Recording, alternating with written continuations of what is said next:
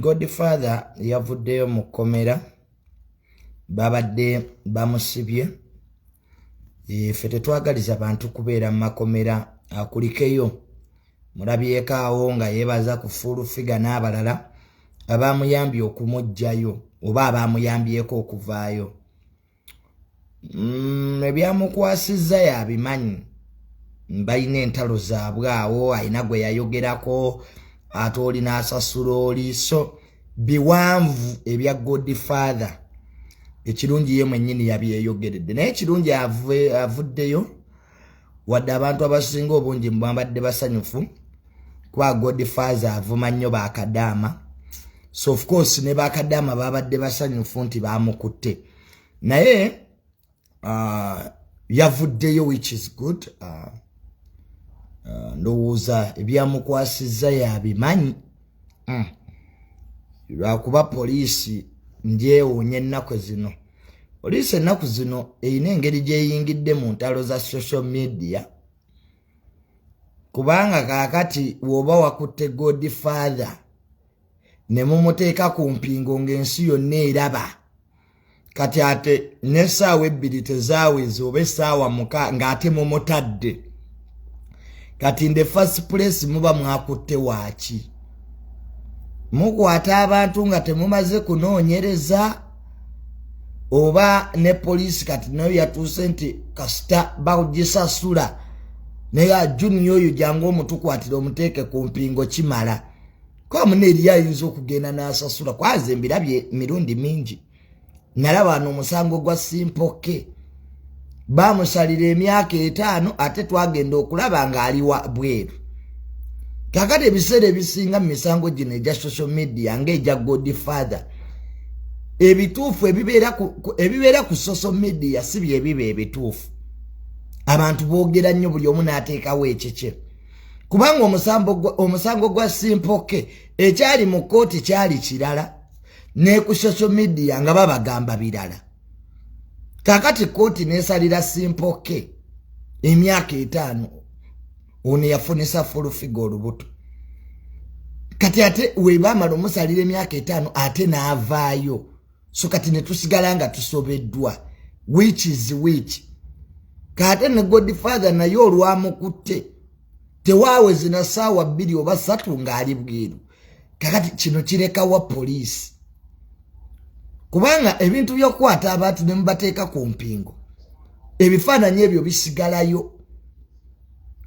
Omuntu ng'ayagala okwonoonera image yo, omuntu ojja kutuuka ku airport bagende bakuggireyo ekifaananyi wali nga bakuwa visa ng'oli ku mpingo, ojja kwennyonnyolako oba tolina criminal record. So abantu ba social media mukitegeere, entalo za social media bw'oyingira social media ate n'oyagala okozesa poliisi ekulwanira entalo zo, tebijja kukola. Aye nammwe abapoliisi nga temunnakwata abantu munoonyereze.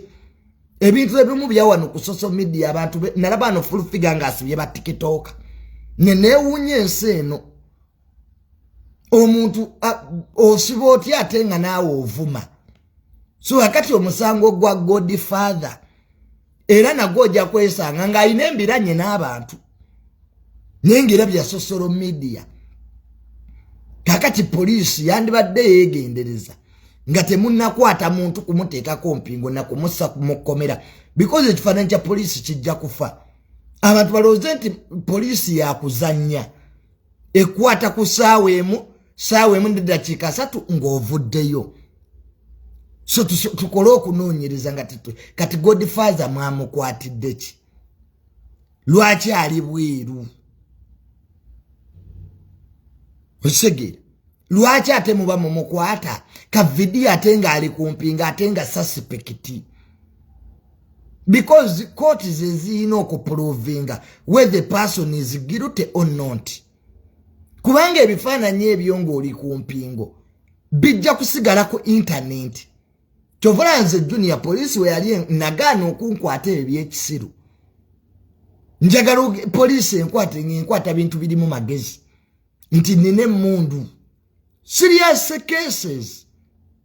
serious cases neka kati batikitoka be bakwata luli nti bavuma abantu baliwa simpoke bamusalira emyaka 5 ali bweru so waliwo kyestategeera bulungi oba abantu kati besasulira sente nti genda onkwatire junior oba nti genda onkwatire gundi because emisango gino gyonna enzigwa gye giggwamu weewuunya Godfather mumutadde ku mpingo tewayiseewo na ssaawa ate ali bweru yuyo ku social media awanda muliro kakati ye akugamba oli ye yasasudde mbwa ate bamukwate so bitwewuunyisa at the end of the day